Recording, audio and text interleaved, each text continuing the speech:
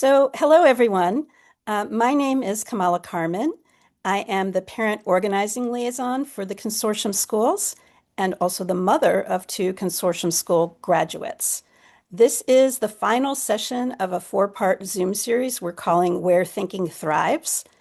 That is also the title of our latest report, which you can read or download from our website, which is performanceassessment.org, and we'll put that link in the chat if you'd like to find it. This evening, we have a panel of alumni who will speak to us directly about how their experiences in consortium schools influence their post-high school paths. In addition, you'll hear about some of the quantitative data that has been gathered by researchers studying our students' postgraduate directions and outcomes. At any point, as questions come up for you, please type them in the chat, which my colleague, AJ Rathman Noonan, will be monitoring. We will choose as many of your questions as we have time for when we get to the portion of the evening where we have Q&A. One word for those of you who attended earlier sessions of this series, although the intro to the consortium I am about to give will sound very familiar, please don't stray far. It will only take a few minutes. The consortium is actually shorthand for the New York Performance Standards Consortium. We are a network of public schools connected by shared core values and some common practices. Chief among these practices is a commitment to inquiry-based education. As opposed to the type of education most of us here probably experienced and which is still the norm in many schools today, students in an inquiry-based classroom are not expected to passively absorb information from their teacher or a textbook. Instead, they actively explore, research, and investigate their way into solving problems or questions that they have a genuine interest in, questions that emerge organically from the context of their classrooms and communities. Students communicate the results of their inquiry through discussion and writing and engage in reflection and revision throughout. This kind of learning tends to go deep rather than broad, and so is ill-suited to assessment methods like standardized tests that are merely checking to see if the range of material was covered. For this reason, the consortium has developed an alternative way for our students to demonstrate or perform their learning, the PBAT, or performance-based assessment task. For over 25 years, the New York State Education Department has supported our school's use of PBATs by granting our students a waiver from most of the Regents exams. While most public high school students in New York State must take and pass 5 Regents exams in order to graduate, consortium students take only the English Language Arts Regents. When schools aren't driven by standardized tests, they are freed up to place the development of students' minds and ideas at the center of what they do. This is the engine that motors the consortium. In order to graduate, all students in our schools must complete PBATs in 4 subject areas: math, science or engineering, literature, and social studies. Some schools may add other subjects like foreign language. Each PBAT has a written component, typically an analytical paper or lab report. Students also do an oral defense where they answer questions on demand about their work. Students work on their PBATs for weeks or even months. During this time, they develop the question they will explore, research and conduct experiments, write, revise, and then present. Unlike a typical standardized test, or even the typical research paper, the PBAT process, while individualized, is not just about an individual grappling on their own with a task. Rather, the whole process includes communal and collaborative aspects, whether that is having topics emerge from class discussions, or testing out ideas on fellow students, or developing relationships with teachers that build the muscle and confidence needed for engaging in intellectual dialogue with adults. Both the written and oral PBAT are assessed by outside evaluators. That is, the student's own teacher in that discipline is not the only one evaluating their work, and not the only adult with whom they need to be comfortable communicating their thinking. I noted earlier that the consortium is a network of schools. What's the purpose for that, and why does that matter? Being joined in a network provides support for the people working in our schools and keeps them accountable to our shared values and goals. Each of our schools is distinct. They are not centrally controlled. Instead, the network provides, as we like to say, top-down support for bottom-up innovation. This includes cross-network teacher exchanges and professional learning groups, shared development of the rubrics used to score the PBATs, and research about the effectiveness of our work. Here's a look at some consortium stats. The consortium is 38 schools, 36 of which are in New York City and 4 of the 5 boroughs.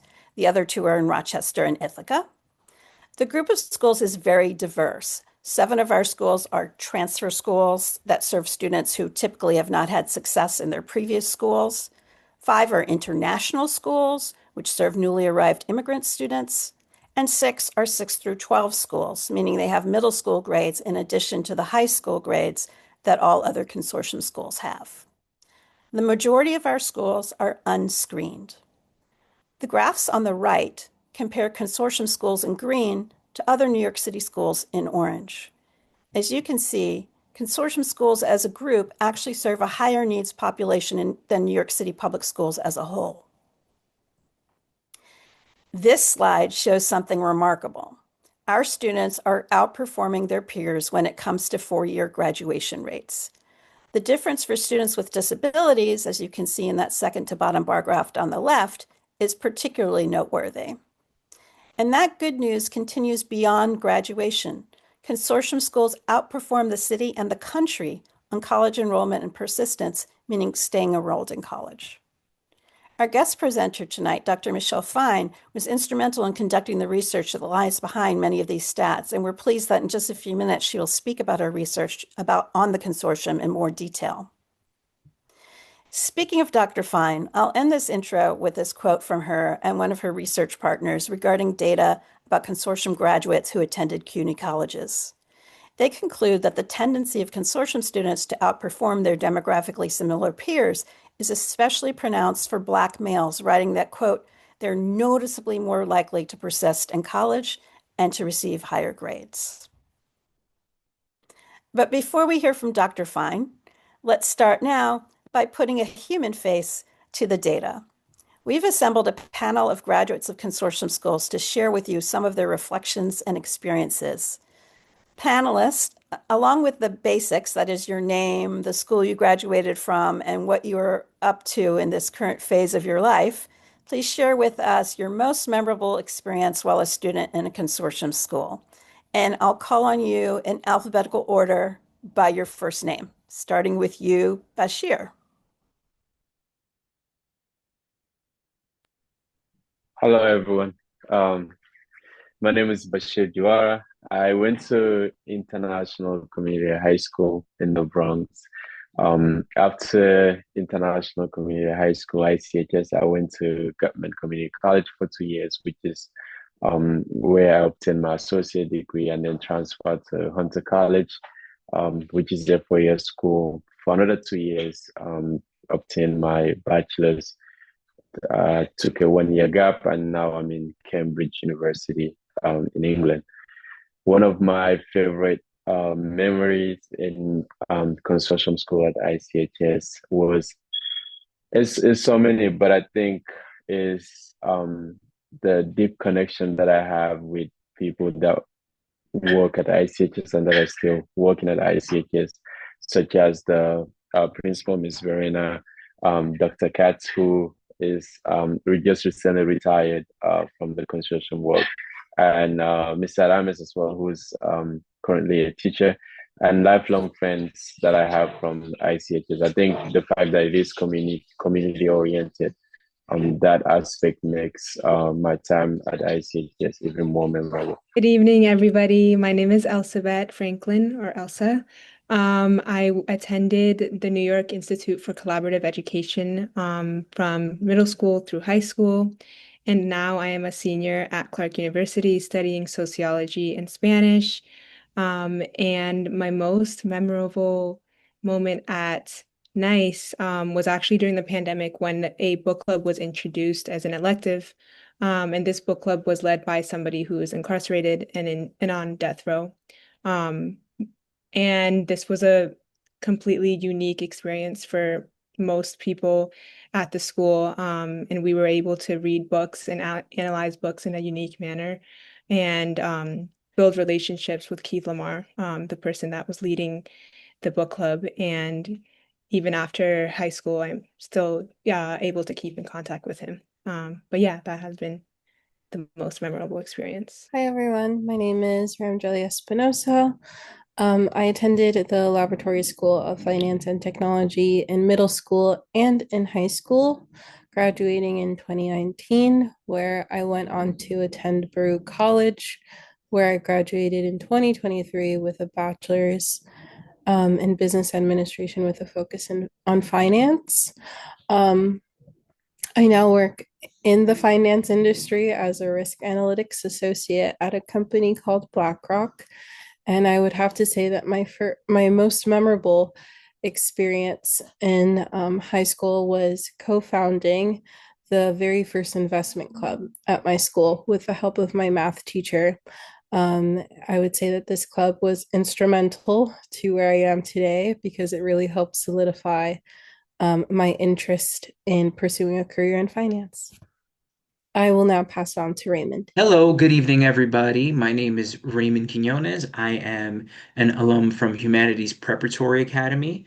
So I'm currently a graduate student at New York University, pursuing my master's degree in bilingual school counseling.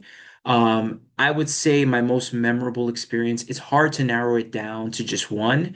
But for me, I would say is just the PBAT process and how empowering and uplifting it is. Just being able to do my own research, conduct my own experiments, right? Being able to defend my work and learn throughout the process and be supported and guided has really empowered me, not just in high school, but after high school. In the work that I'm currently doing professionally, I think I can attribute it to my time in a consortium school. So I'm really proud of my consortium roots.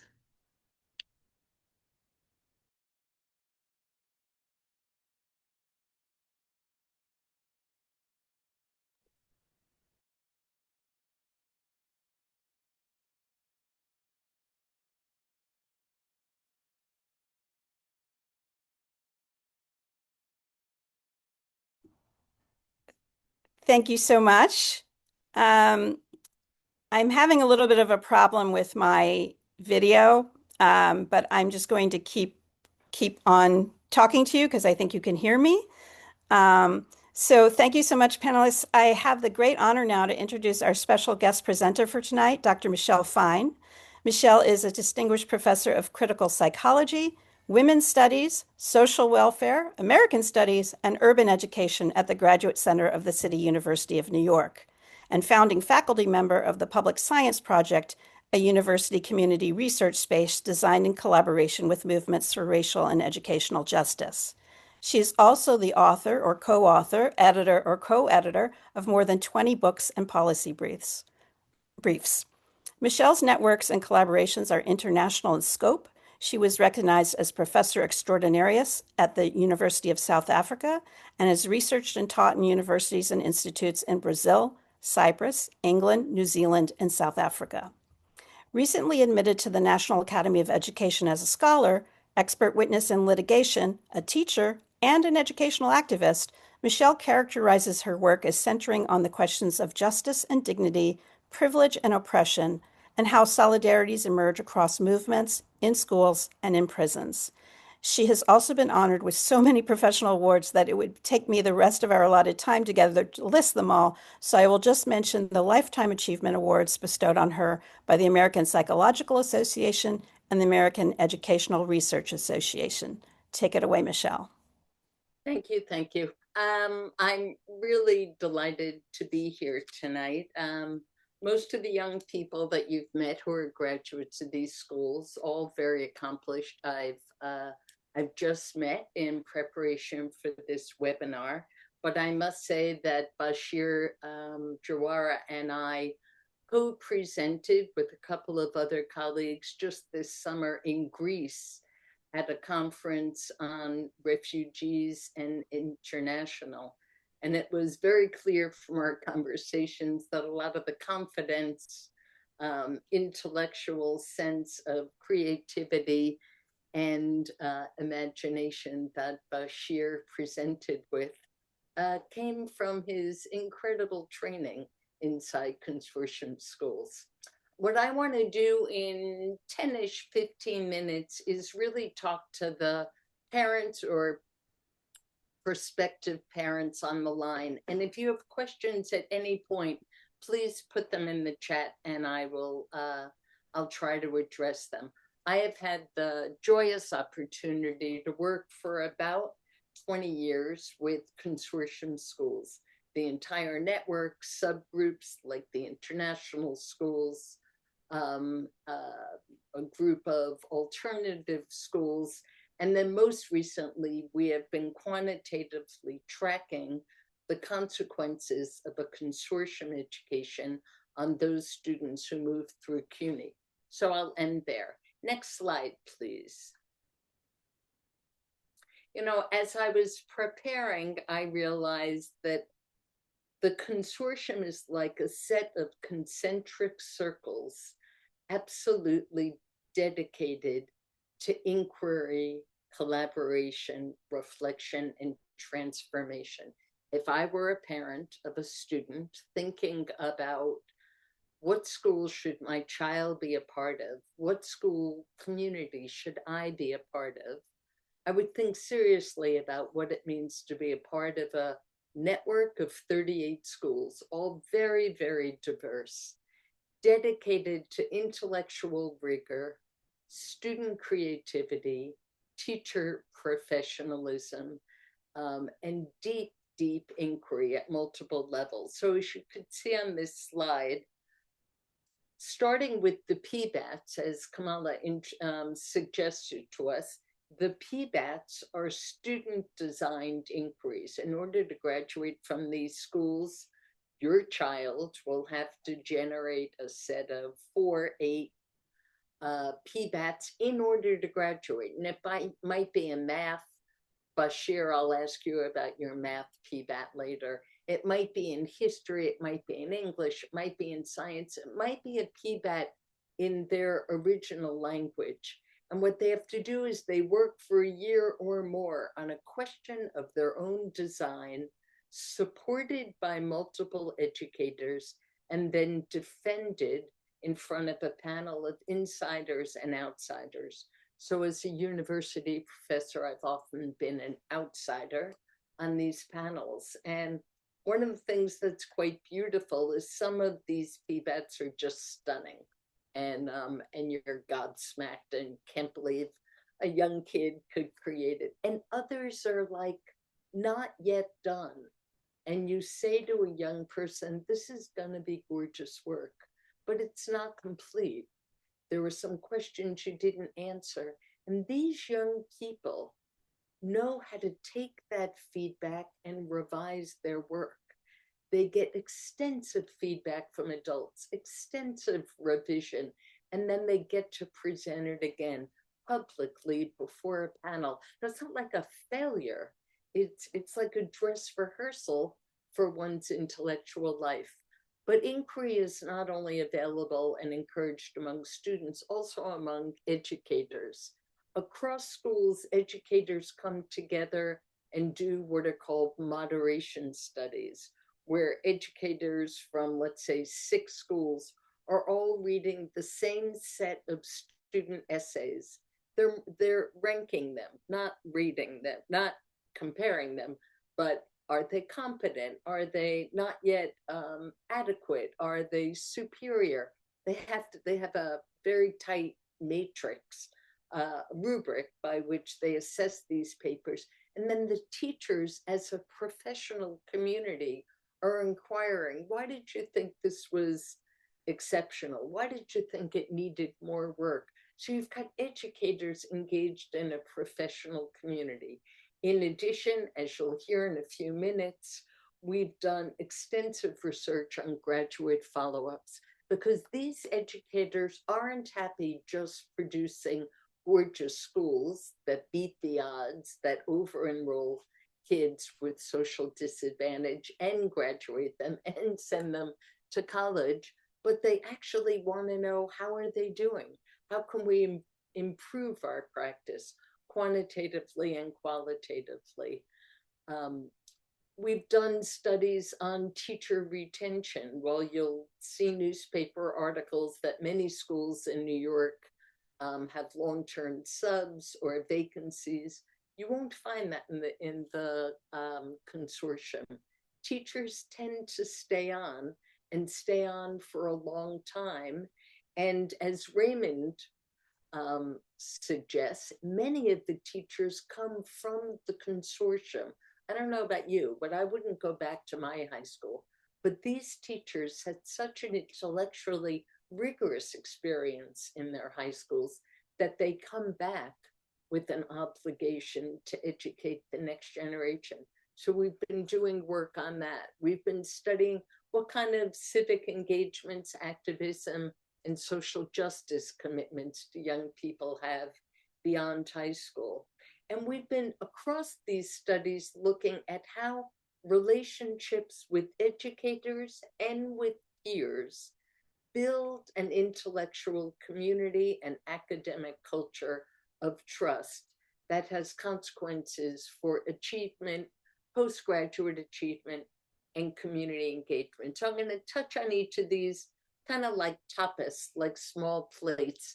But if you got question, please, please. All right, next page, please. So my very first dive into the consortium schools came in 2004. I got a phone call from Claire Sylvan, who used to run the international high schools. And she said, Michelle, there was a headline in the Post that said Bronx International has a 0 graduation rate.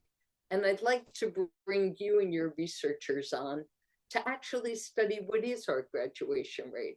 Complicated question for international schools. The reality was that in 2004, Bronx International only had a 9th grade. So of course they had a 0 graduation rate. That didn't stop the Post from producing the headline.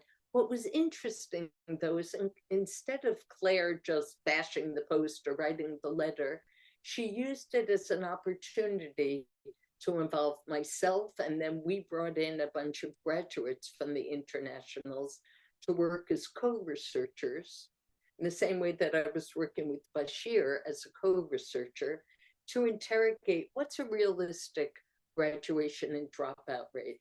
If a kid shows up in September and then goes back to a country because her family has decided she needs to go home, is that part of a dropout rate? Somebody gets married early, is that part of a drop? What's a realistic dropout rate? And I was just so impressed that a school dares to interrogate these questions rather than using research as PR or covering their rear ends when a terrible headline emerges.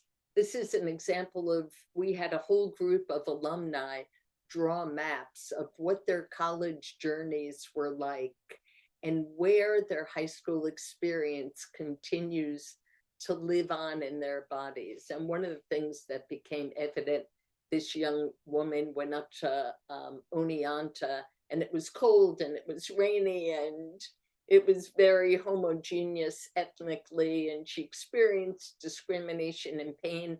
And she talked about the messages that she carried in her body and in her memory from her educators in her consortium schools. And then she went back down to good old CUNY to come home, and relied on her consortium educators as her kind of transitional blanket to come home. Next page, please. We then started to dig into the New York City database, and we noticed, as Kamala indicated earlier, that consortium schools enroll a higher percentage of students with structural disadvantage, being unhoused, living in a very low income community, students who are who come from mixed status families, students with disabilities, and yet they graduate their students at a higher rate and they send them to college. So as a CUNY professor, that's what we're supposed to be doing. We're supposed to be changing the odds. Unfortunately, I will tell you that most schools cannot brag that they are changing the odds. Most schools end up kind of reproducing the very class, race, and disability hierarchies that come into the schools.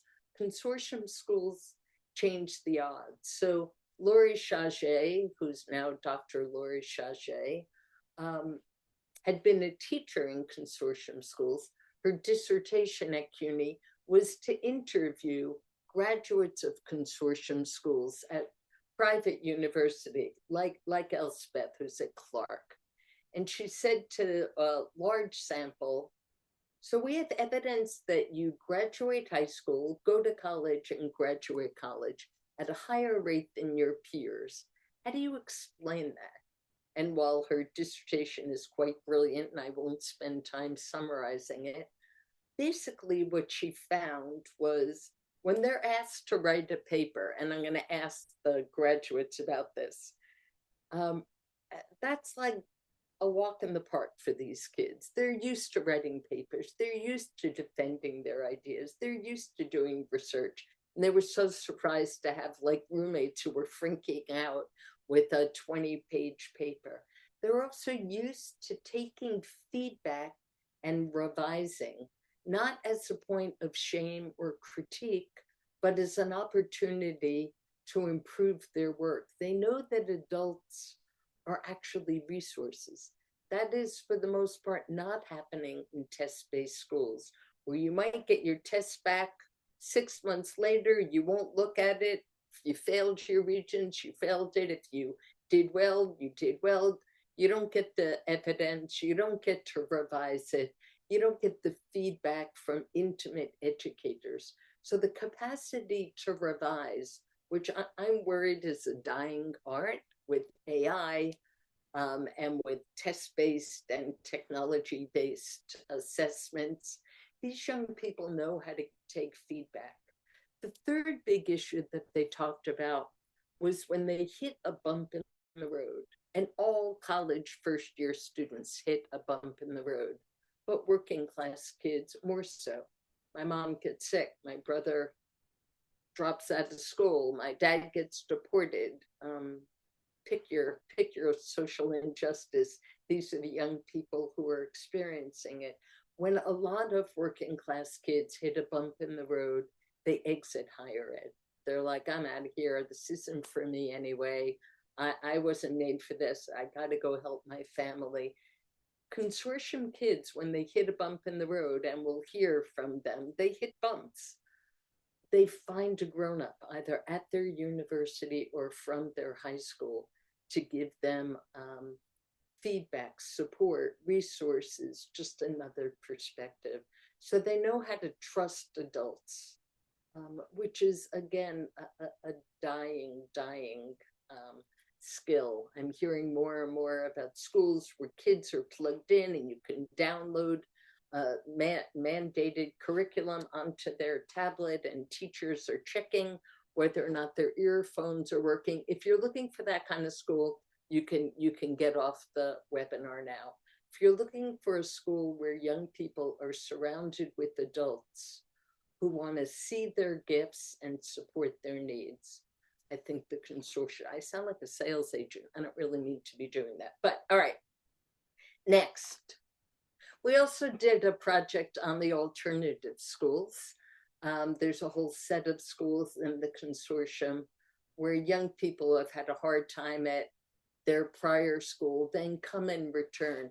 And we worked with the students at the alternative schools to create a survey of young people. What are you looking for in alternative schools, and have you found it?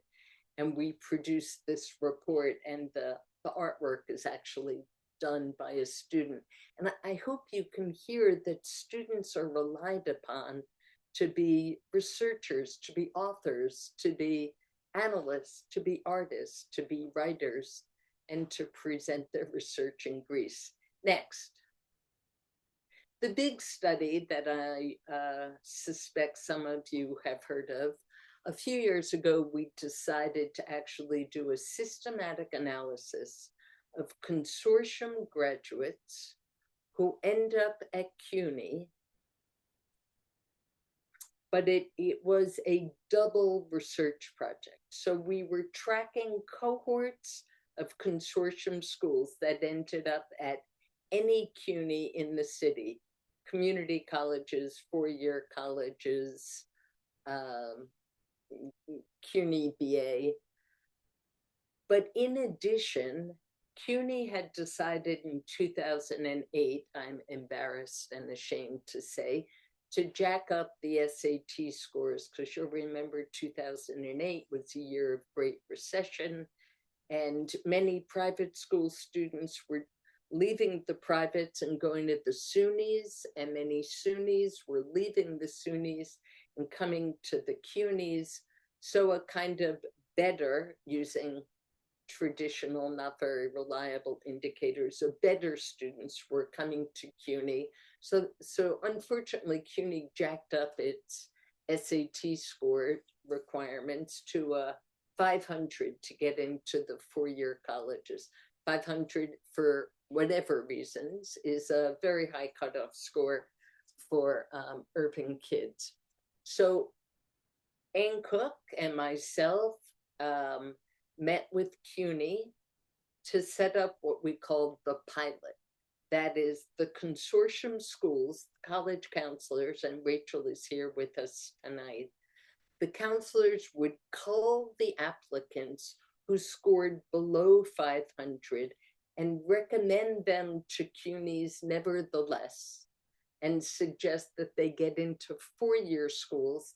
And then I said, take them, and I will document how are they doing. If this is a failed experiment, we'll be transparent about that. But if they succeed and we find that the SAT is not a good predictor, this would be a beautiful test case. So again, we've got the pilot study, which is looking at how are students under the 500 cutoff who have been vetted by their college counselors faring at CUNY, and then how are all consortium students doing at CUNY.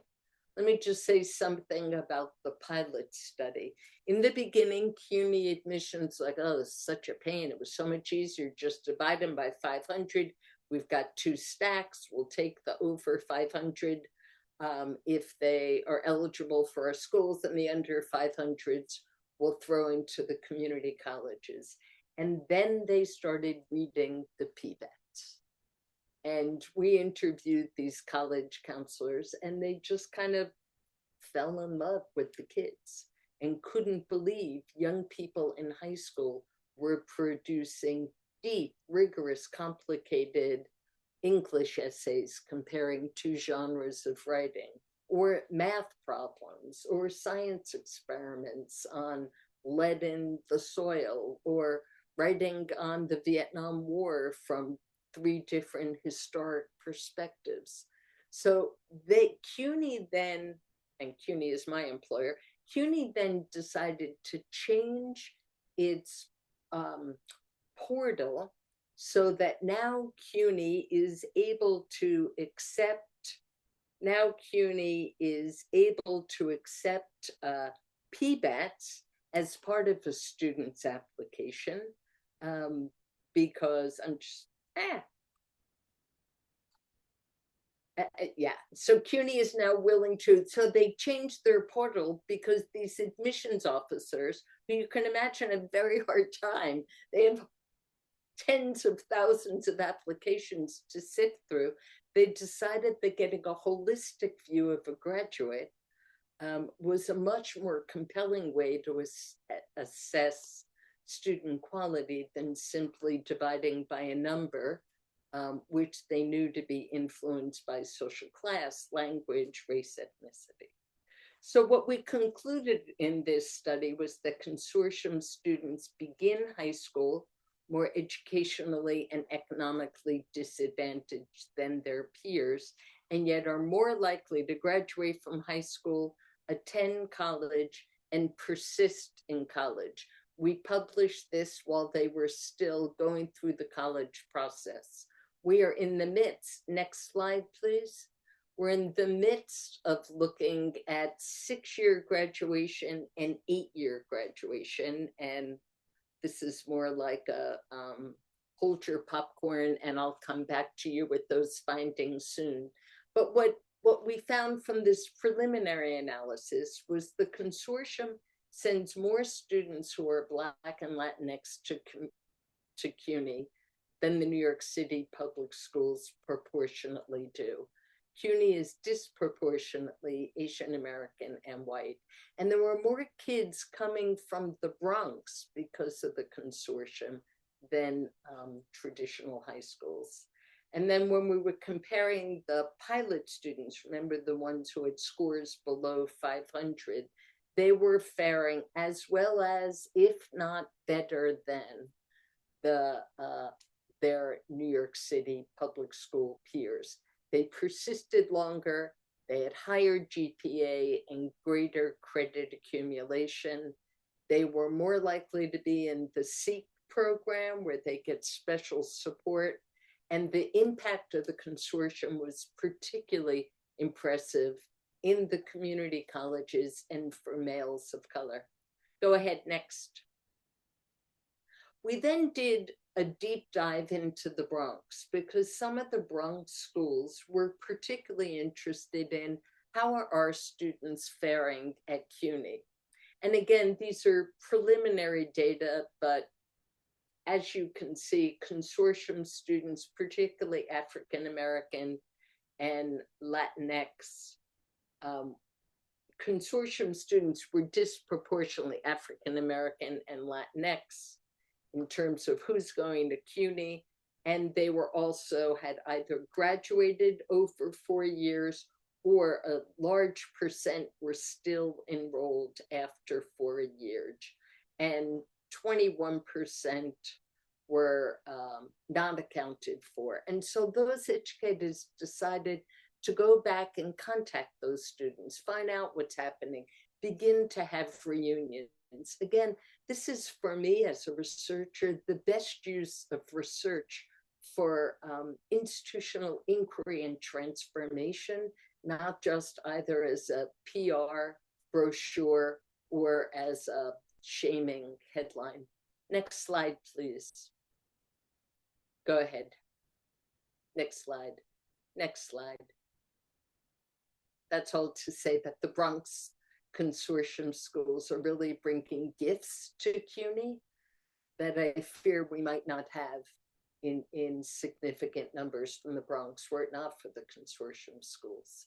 And we're planning on doing a similar deep dive in other boroughs.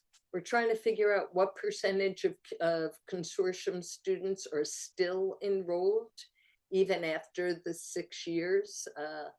CUNY is a place where people graduate, but it takes them a while. And consortium students seem to have the kind of persistence and grit that they've learned in high school. These kids are also the cohort of COVID. We're still waiting on the pilot data. We're about to go into a sample of schools and actually track all the graduates, because as you'll hear in our panel, some people went to CUNY, but for instance, Elsbeth went to Clark. So the story of the private school students is another story we obviously couldn't capture in the CUNY comparison. And the last slide, please. So this is Dr. Aruba Amansori. Aruba went to one of the international high schools as a young woman from Yemen. She then went to City College. In fact, you can find her speech when Michelle Obama spoke at City College. Aruba also spoke, equally famous in my book. But Aruba just finished her dissertation, and in it, she studied people like Raymond, who went to, in her case, international schools and then have returned as educators. It's a beautiful story of what it means to want to give back to the school that gave you an intellectual voice. And so I'm just bragging on Aruba. Thank you. For now, I think we'll turn back to the panel and hear a little bit more about the stories and the journeys of some of the graduates. And if there Yeah. are any questions, please, please. Yes, thanks for that, Michelle. Of course, because I work for the consortium, I'm familiar with some aspects of your research, but I'm particularly fascinated by that circle you talked about at the end with students going back to teach in the schools that they went to. Mm. Um, so for the next part of our program tonight, Michelle is going to engage in dialogue with the consortium graduates we heard from earlier. But first, I want to introduce one more panelist who will join in the conversation. While not an alum herself, Rachel Birdsall is the parent of children who attended a consortium school and has for many years taught at one of our schools, Urban Academy Laboratory High School. While she thinks of herself primarily as a teacher, Rachel also serves as Urban's college counselor, and so we thought it would be illuminating to integrate her perspective as someone who has helped launch students onto an array of post-high school paths. And just a final reminder to use the chat to type in any questions that arise for you during the dialogue. And now I will hand it back to Michelle. So, Rachel. Yep, I'm here. Hello. Hello. Can you tell us a little bit about your work as college counselor? So, from what I know from the research, which is one side of the elephant, I know that you get a diverse group of young people who have a range of gifts, needs, opportunities, and anxieties, which is any 18-year-old.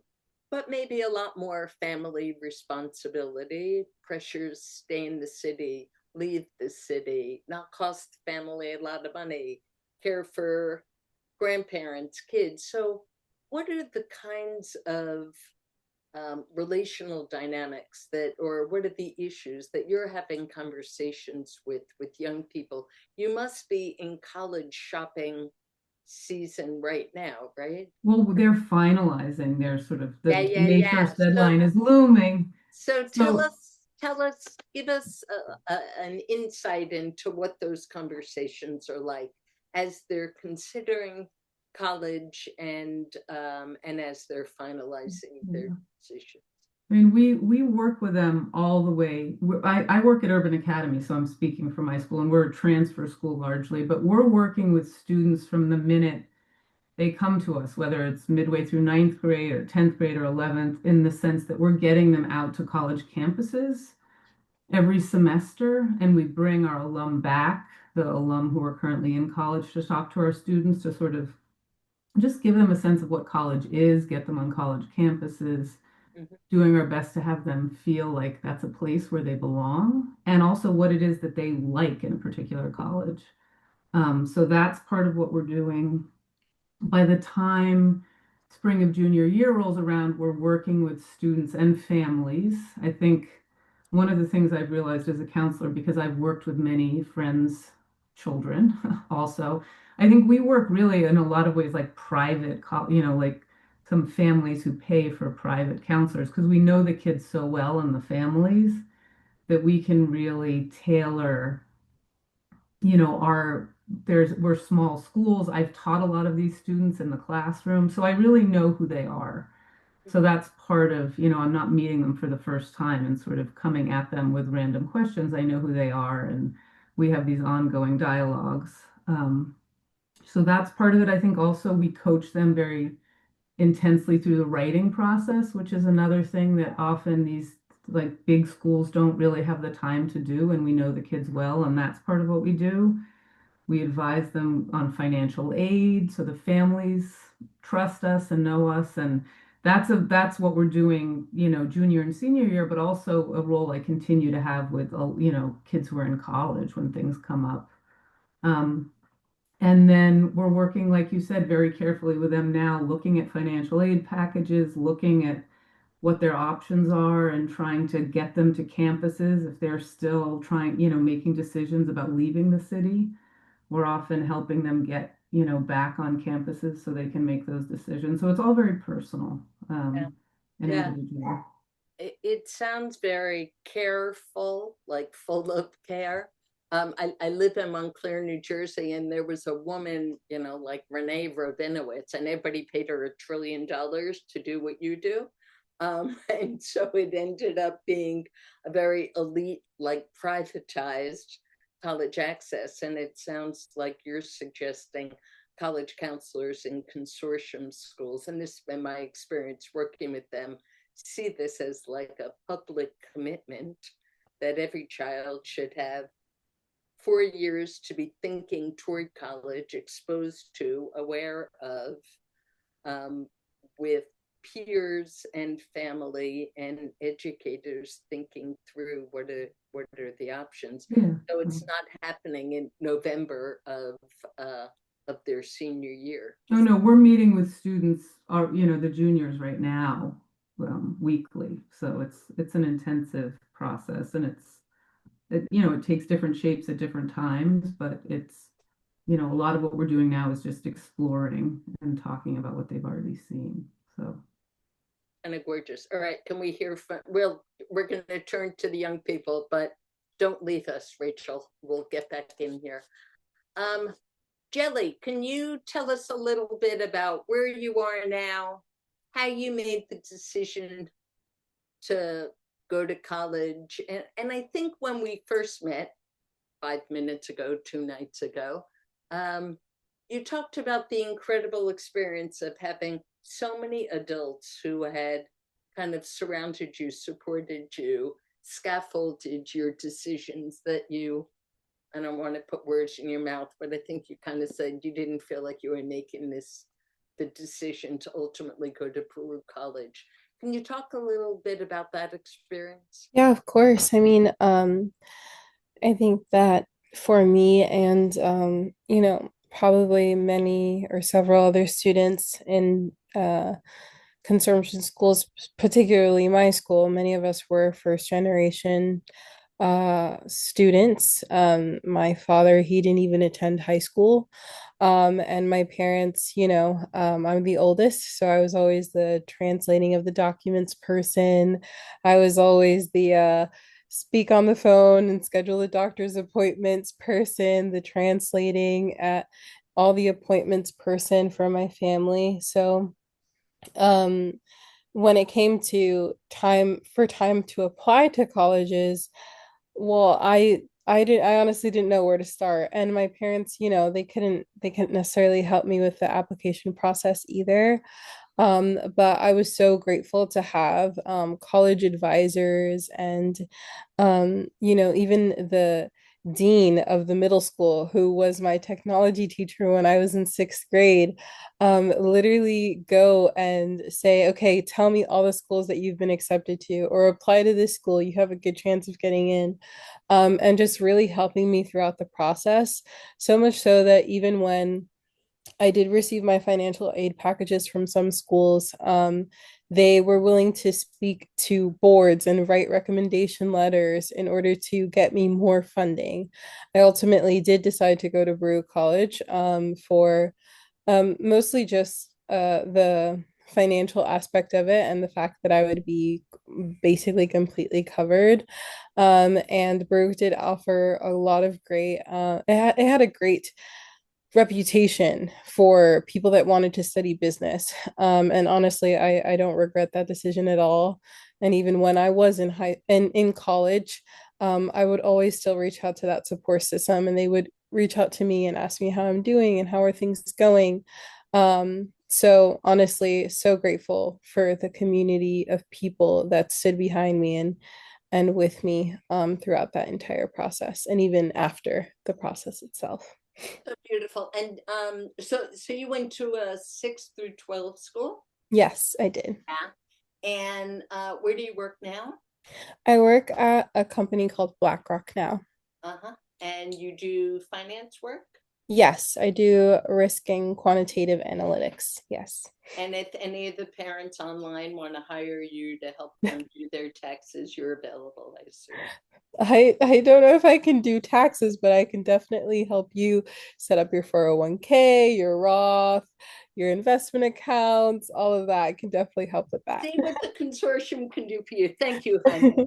And I think I remember you also saying that when you were in college and you started math at Baruch, it was a little different than the math in your high school.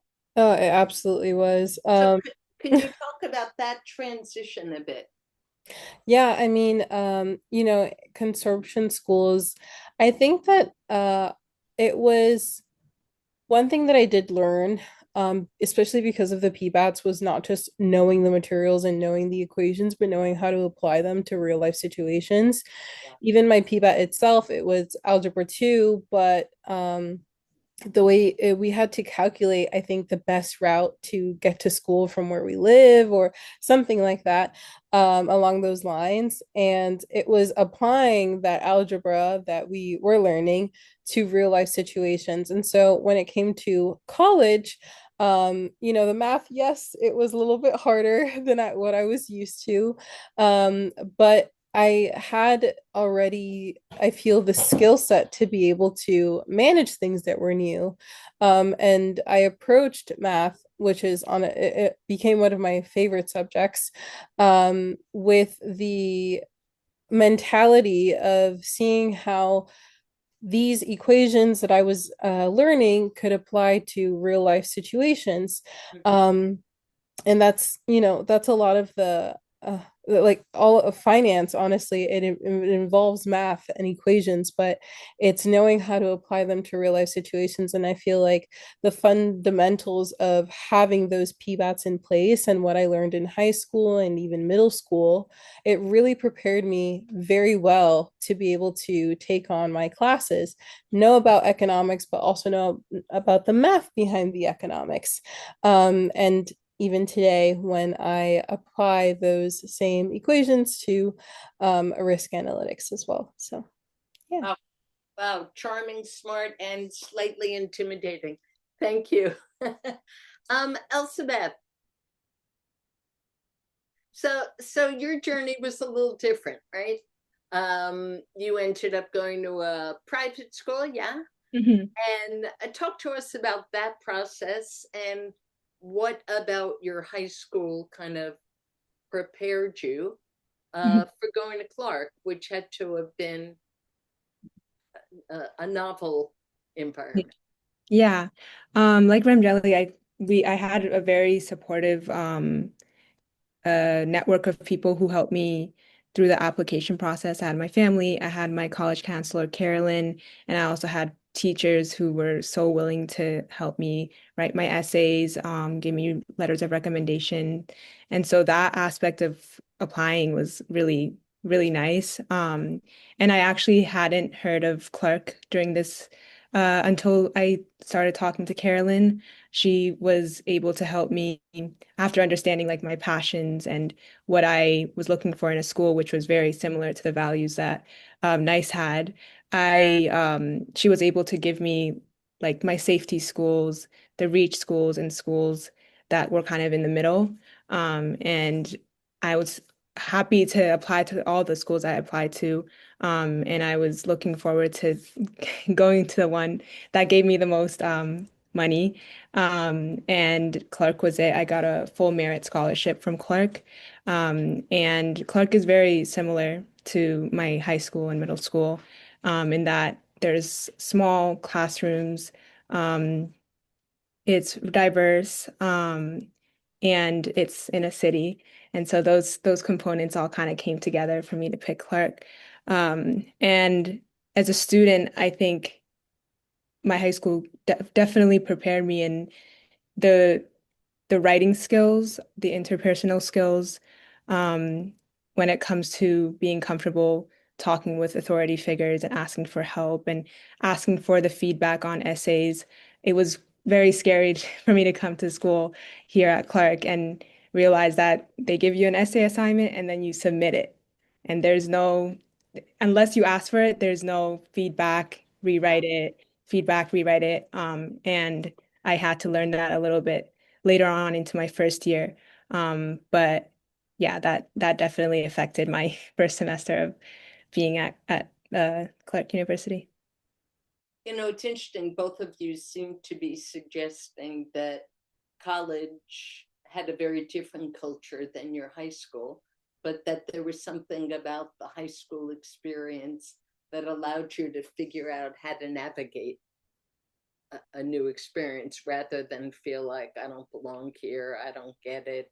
Um, I'm wondering, I know Clark well. I have a lot of friends who taught there and people who have used the Freud archives. So I kind of love that you're sitting there with Sigmund Freud. Um, but I wonder, it's a very intellectual environment. There's a lot of deep dialogue and debates in classes from everything I've understood. Was there anything about your high school or the PBATs that, you know, gave you a way into that kind of academic culture?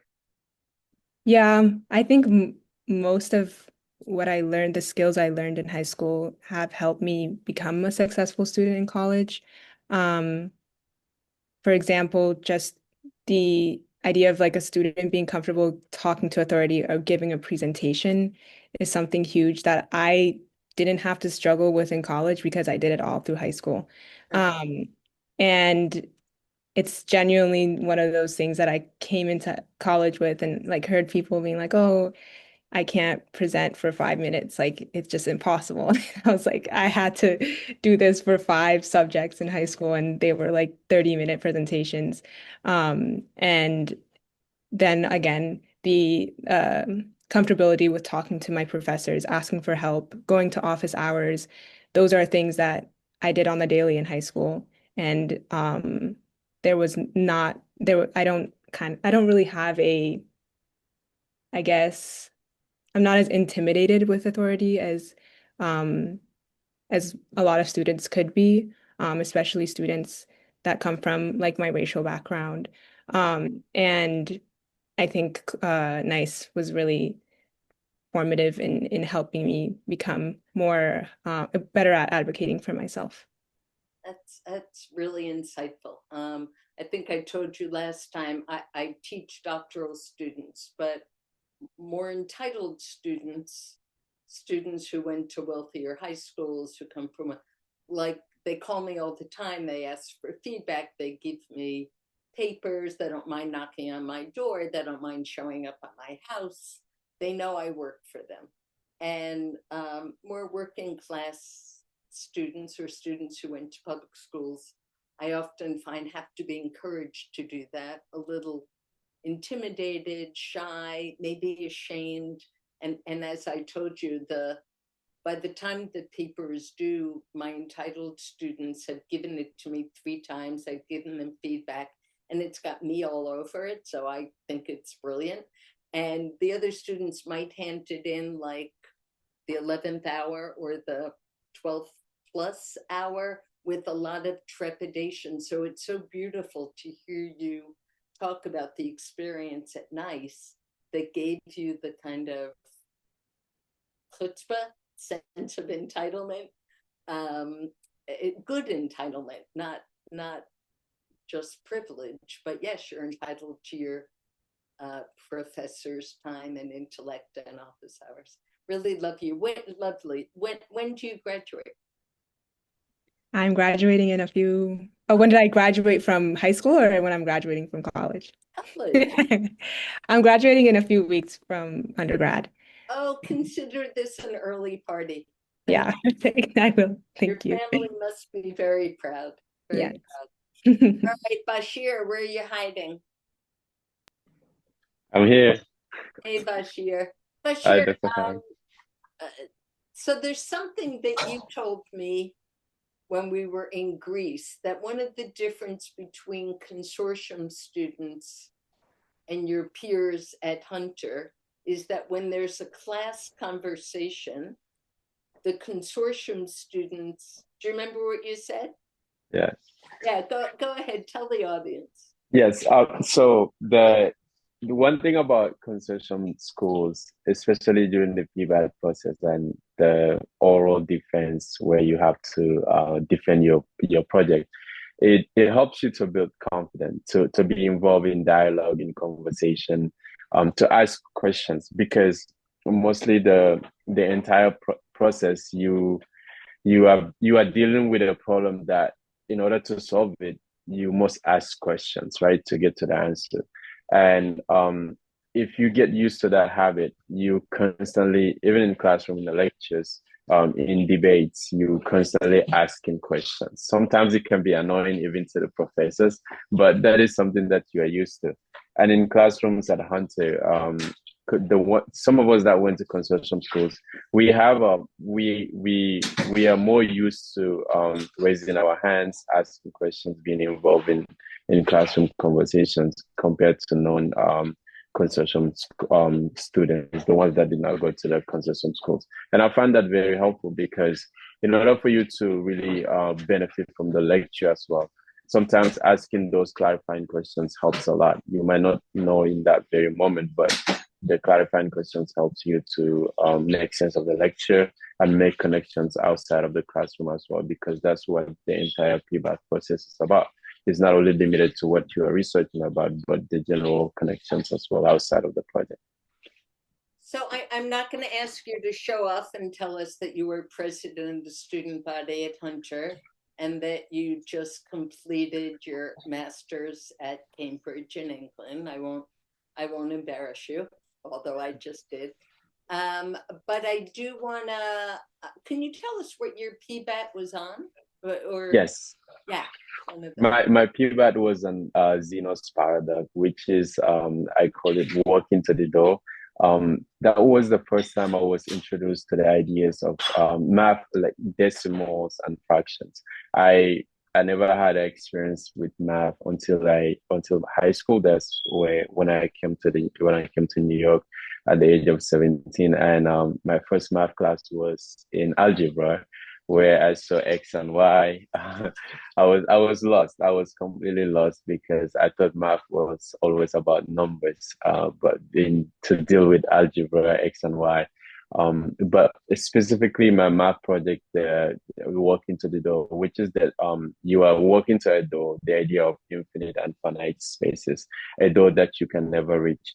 What I found really helpful, or one of the most important discoveries about my project, is that making connection to social justice issues like Mandela protests against apartheid in South Africa. For anyone who knows me, like Dr. Fine, I'm very passionate about social justice and movements, and I was able to make that kind of connection thanks to the PVAT. Is the fact that you can work towards something, try to perfect it, even though you can never reach perfection. But every single step that you took along the way is going to help in terms of social justice and the movement, is going to help to improve lives of those that are suffering. So that specific Xenos paradox math problem will also, even though you know that you might never be able to reach the door, but as long as you are trying, you will always get closer to the door. You are constantly getting closer. Yes, it is infinite. You will not be able to reach the door, but you will always get closer. So you did the PBAT on your own life. Thank you. Welcome home from England. Thank you. Yes. Raymond now.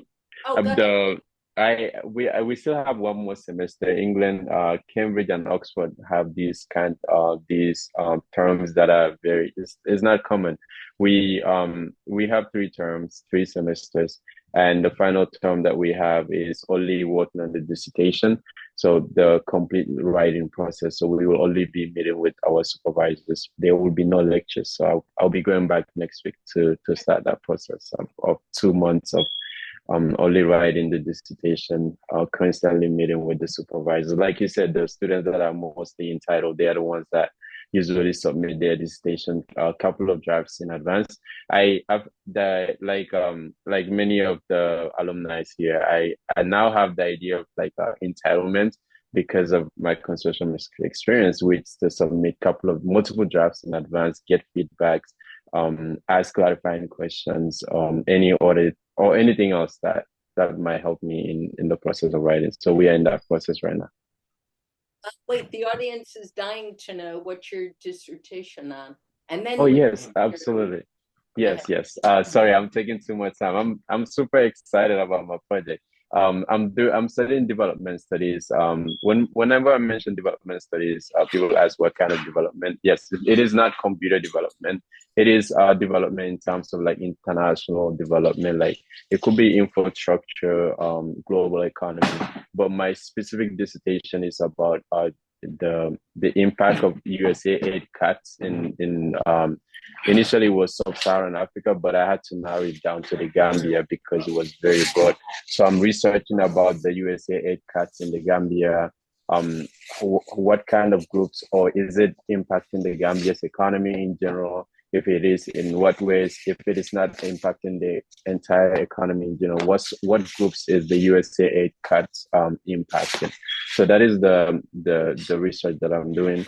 I'm almost halfway through it, so I'm excited to share some of the recent findings, especially with you, Dr. Fine, once the process is completely done. So important, and it brings together your interest in social justice and your deep commitment to history and political economy. Thanks, Bashir. Raymond. Pleasure. So Raymond, tell us a bit about your journey. You're like straight out of Aruba's dissertation, right? You went to a consortium school and then went to college and then decided to come back as an educator. Talk to us about that. Yeah, so for me it's kind of like a circle of life moment. I think my experience in a consortium school really prepared me for college and for my professional life, right? Advocating, I know my peers have mentioned advocacy and empowerment, right? Feeling confident in your work and advocating for yourself. I think my experience in the consortium has really helped me, just be a voice, right? Whether it's for myself, for my peers, and now currently for the students that I work with, right? I think I'm very fortunate to have been on both sides of the consortium, right? First as a student and now as an educator, right? So when students are going through the PBAT process at the school that I work in now, right? I understand, I relate. I'm able to identify the process, the challenges, right? And through my experience, I'm able to work with them and empower these students, right? These next generation of leaders, to advocate for themselves, right? Go into office hours, reaching out to teachers, for feedback, right? Like we all discussed. Right? And also just instilling in them the confidence that, you're capable, you can do this, right? And I think that's something I know in this presentation, we've talked a lot about demographics and different identities and how different education affects different types of students, right? And I think when we talk about, college readiness and success post high school, right? Post secondary, right? These types of conversations, right? They're not like mutually exclusive, right? They're not like we talk about one, but we can't talk about the other, right? I feel like the core or the common denominator here is the consortium model. And I think it's very telling the importance of the consortium model of learning, project-based learning, the PBAT process, how important that is, especially for underrepresented populations, right? Myself being a man of color, that's something that I take pride in, and just in my professional experience working with predominantly male students of color, right? That to me is empowering. That to me is motivating. That to me is uplifting. And I think that is part of the reason why I currently do what I do. And I attribute all of this to my consortium roots. Oh, Raymond, that was good. What do you know on this side of the consortium cycle of life that you wish you had known as a kid coming through? Or maybe put differently, what would you tell parents they should be thinking about? Where we've only got 2 more minutes, but parents think Mhm. about what do young people need these days as they're going through high school. It's a very different time than even, and you're a lot younger than I am, than even when you went to high school. I will say students need a voice now more than ever. They need a voice, and I think the consortium model allows students to have that voice through research, through advocacy, right? We talked about researching questions, personalized questions that still relate to the subjects, right? But the students are conducting their own research questions, conducting their own research, conducting their own experiments. And I think now, more than ever, students need a voice. And I think the consortium schools, consortium education, I think it allows students to have that voice, right? Where they're not being measured based on grades, based on, SAT scores, test scores, right? Where you can see the profile of the entire student, and the experience of the entire student. So I think that's something that I would tell to all the parents on the call. Students need a voice, and the consortium model is the way to go. Yeah, yeah. If I can add a friendly amendment, and then we're going to go to the questions. It seems to me as many forces are trying to control what books you could read, what constitutes knowledge, whether you can say the word Black or gay or equity or a woman. Students need a voice, but if they also need an educational experience that invites them to ask questions of whose Hmm. knowledge matters, who gets to have a say, what does my life and my community's experience mean in my school? And it seems like the kinds of opportunities you've had and you've given invite that kind of input. All right, thank you all. What a brilliant panel. Absolutely randomly selected brilliant graduates of the consortium. We have a question. Should I read it, AJ or Kamala? So I can read it. That's You're fine. on. Give you a little rest. Um, so New York State, this was the question. New York State is exploring the portrait of a graduate. How does the consortium schools incorporate this initiative? And my colleague AJ has put up the New York State portrait of graduate up there. And I'm going to ask some of the alum if they can talk a little bit about how the experience they had in high school built some of the skills that you see there on that image. And because it's been a while since you spoke, Jelly, do you mind going? Or else about you two, either of you two, because you spoke a little bit earlier on. Yeah, sure. So I'm just quickly looking over some of these. Um, I okay. So one thing I will say about being in a consortium school, is that the teachers value your opinions. It is encouraged to ask questions. It is encouraged to think of the whys, to think of the, but what if we change this? Or it's encouraged to not just look at a scenario or look at a problem, look at a English or a prompt and just answer the question. It's encouraged to look at the background of it to add color to it. And that's definitely something that I feel was very, very encouraged during my middle and high school years. And I think that that really did help with allowing me to become a more innovative and critical thinker because I didn't just, when I did start going into college, exams are very much, question and answer based. There's multiple choice. You don't always get a short response type of question that you can share all of your thoughts behind something. But even when it came to studying material, I was able to not just look at the practice questions and try to memorize the responses like many of my peers did, but I really could go in and study the whys and the hows behind the things that I was learning and essentially like being taught.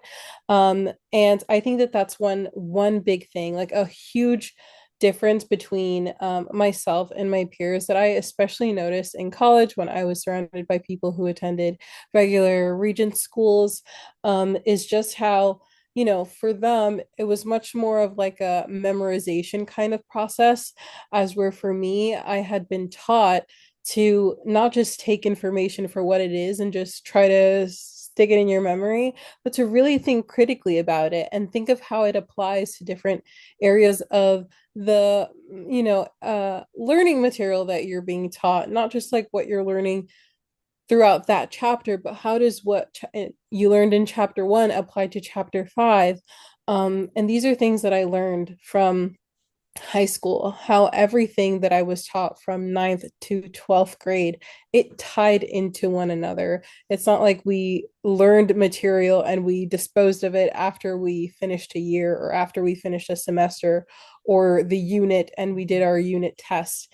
It was very much remember how you learned this, and then we could continue to apply it and build on these things and apply them to other things that we were learning in science. There were some things that I learned in science that I could apply it to English and so on. So I think that that is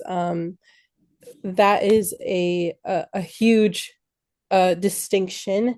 And it really goes to show how the consortium curriculum really does enforce and want its students to be innovators and critical thinkers and also effective communicators, asking those whys and those hows, and looking deeper than just what's being handed to them, not memorizing, but truly understanding how things work.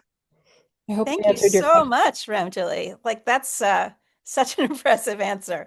I'm wondering, Raymond, if you could chime in on this question as well, seeing that you see from both sides of the student and uh, staff perspective.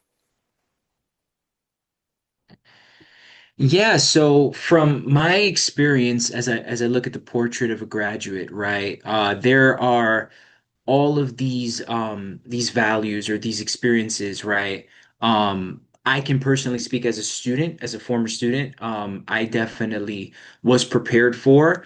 And as an educator, right, is the work that I'm trying to currently do with the current students that I work with, right?